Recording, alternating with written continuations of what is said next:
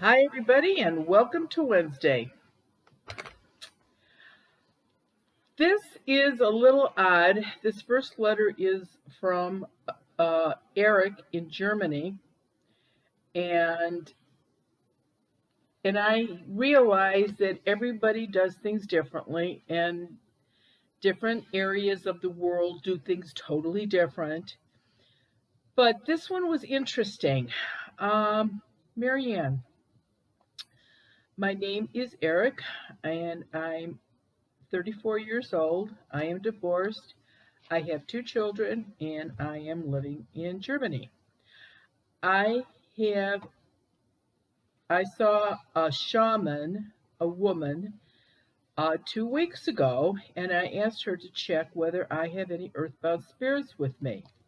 So she did and told me that I had about 8,900 earthbound souls hanging on to me, which she would send into the light. Now, I believe that it's possible to have earthbound spirits hanging on to you, but geez, so many? For me, this is hard to believe. It's hard for me to believe too, Eric. Uh, the woman seemed trustworthy. I also have to say that I am in good health and not depressed. The usual ups and downs. I also sleep well. So I was surprised that if this is true, that I had noticed any kind of upheaval. The only thing that I can say is that my family is hopelessly divided, like with one brother, and I haven't talked for about 10 years with the other, even 20 or more. So you must have been pretty young when this family feud happened. Therefore, I've been on my own a lot for the last 4 years, and I'm afraid of getting close relationship with a woman because of this. I would be more than grateful if you could tell me whether it's possible to have so many earthbound souls with you. I know whatever answer you will give me, I will trust 100%. Well, I appreciate your vote of confidence. And, you know, if she can see 8,900 ghosts, she's really good.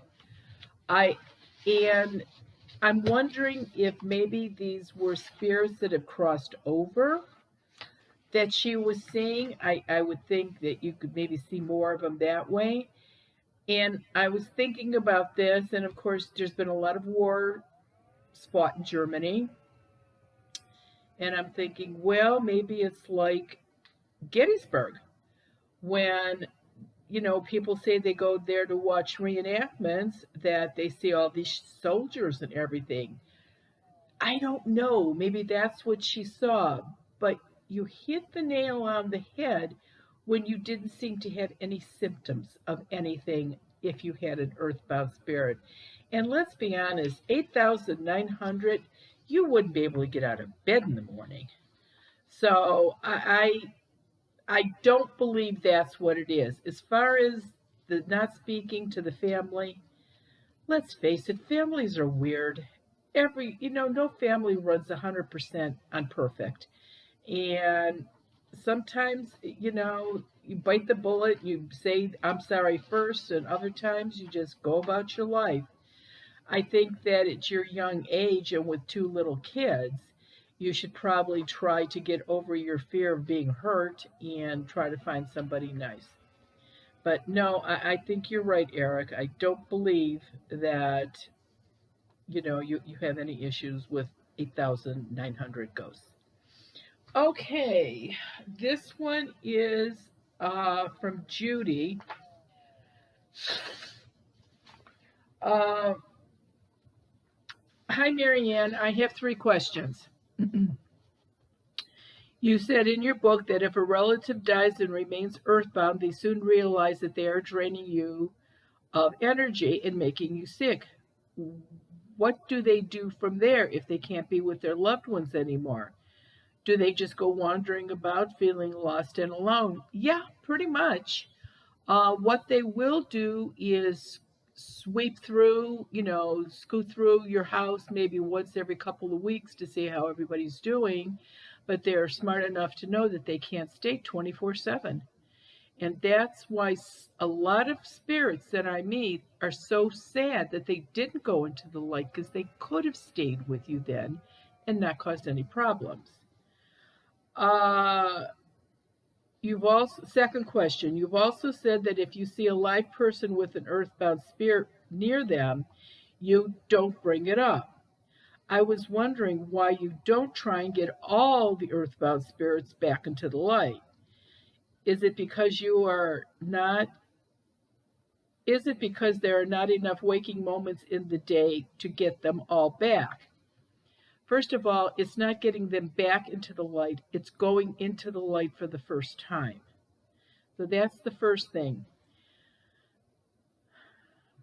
You know, there are some psychics out there now that will walk up to somebody at a department store or a grocery store or a restaurant, and they've got a cameraman walking behind them with a camera on their shoulder, and they walk up to you and they say, "Your aunt is with you."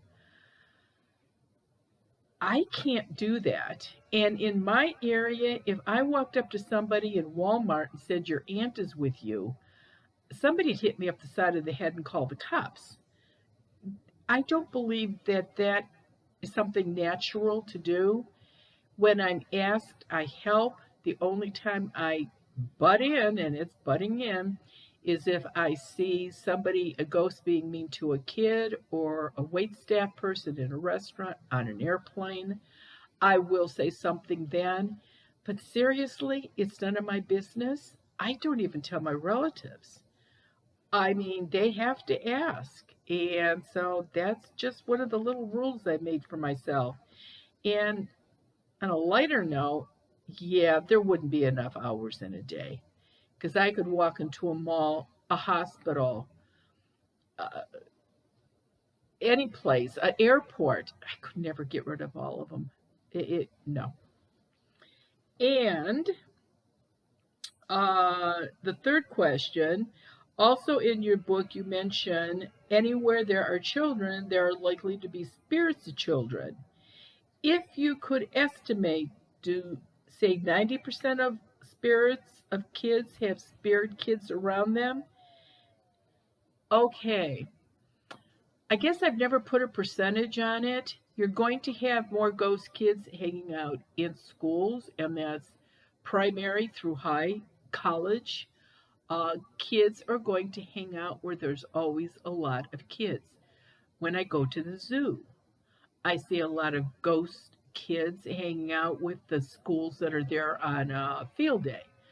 Um, if I go to watch my girlfriend's daughter at her recital, her dance recital, I can see all kinds of ghost kids there. I see three kids walking down the street from the neighborhood. No, they don't have any ghosts attached to them. So it just depends. They're going to hang out more where there's a bunch of kids than a singleton. Okay, thanks for your questions, Judy. This one is from Tina in California. My question is it possible there's an earthbound spirit in my house that is causing my light bulbs to blow, creating all kinds of problems with cars and tires, keeping my children up at night, all of them at night, with nothing seemingly wrong? We moved into this house in 2016. Ever since, we have replaced light bulbs in certain areas of the house 10 or 15 times a year. I wonder if our electrical wiring is bad or something else is going on. My son, who has a bedroom in the basement, has significant problems with electronic devices as well. Had significant. We went through a succession of video games that quit working well before their time. He hasn't had that problem since he moved out on his own. Also, since moving into the house, we've been told by friends and mechanics that we have the worst luck with cars that they've ever seen. We've had a lot of repairs on fairly new cars that seem to be go before their time. I had a car catch fire and burn in the driveway 6 months after I bought it. Between three vehicles, we probably replaced at least 20 tires in the past 18 months. That's a lot of tires. Finally, my children, my younger ones, still do not sleep through the night. They go to sleep fine, but they do not stay asleep. We changed bedrooms with the kids to see if it affected us. My daughter said she was so glad that we switched because she wouldn't see the shadows anymore. I have seen glimpses of what I believe to be moving shadows outside the bedroom door at night and in the hall, but then when I go out to check, there's nothing there. Am I just overly sensitive? Do we just have bad luck? All I know is I'm tired and my pocketbook is suffering all the expenses. Any suggestions?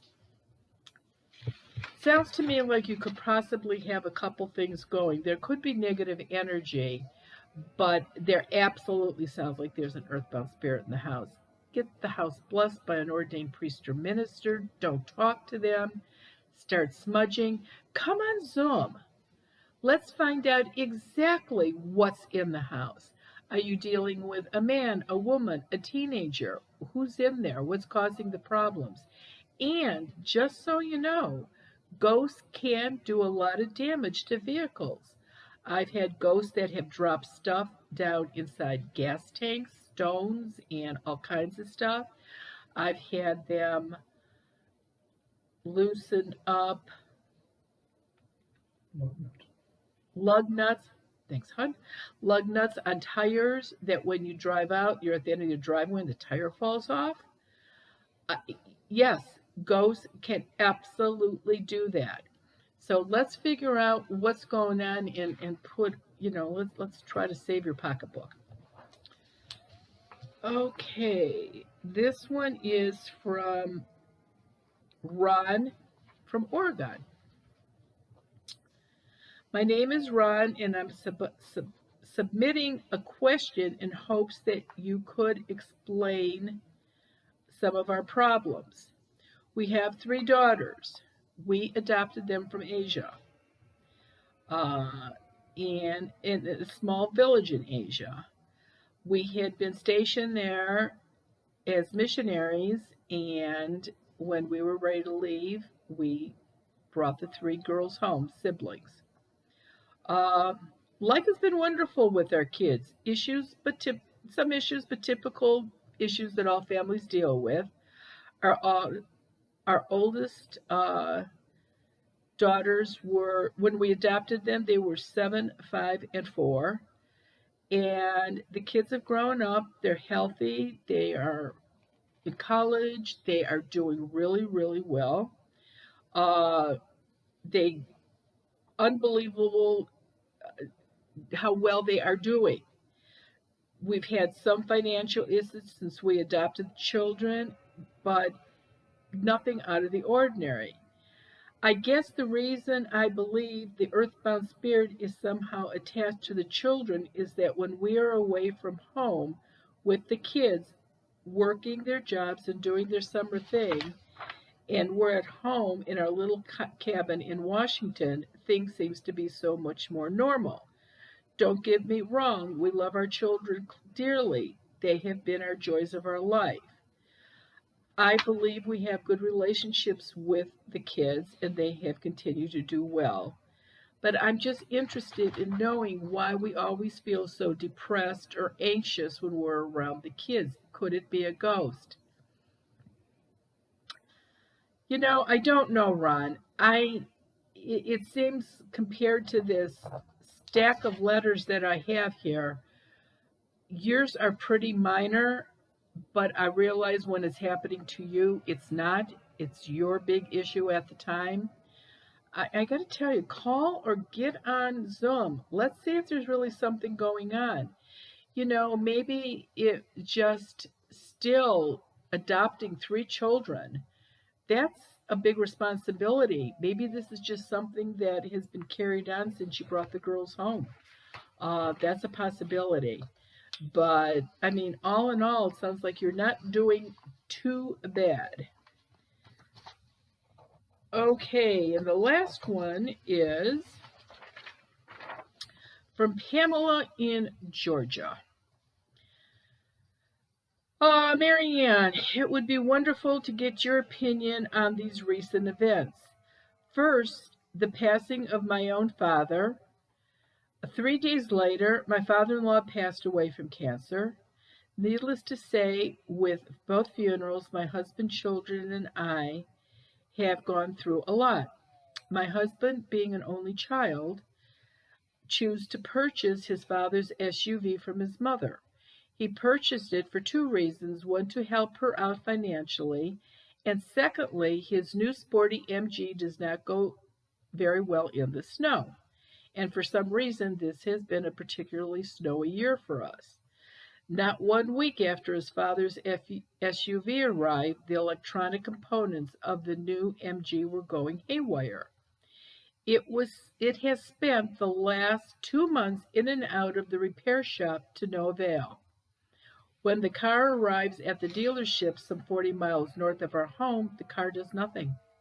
The minute the car arrives back home, the components go crazy again. Finally, MG sent an engineer to our home to see if we could demonstrate how the car was misbehaving. Luckily, the demonstration was an exact replication of the problems we were having.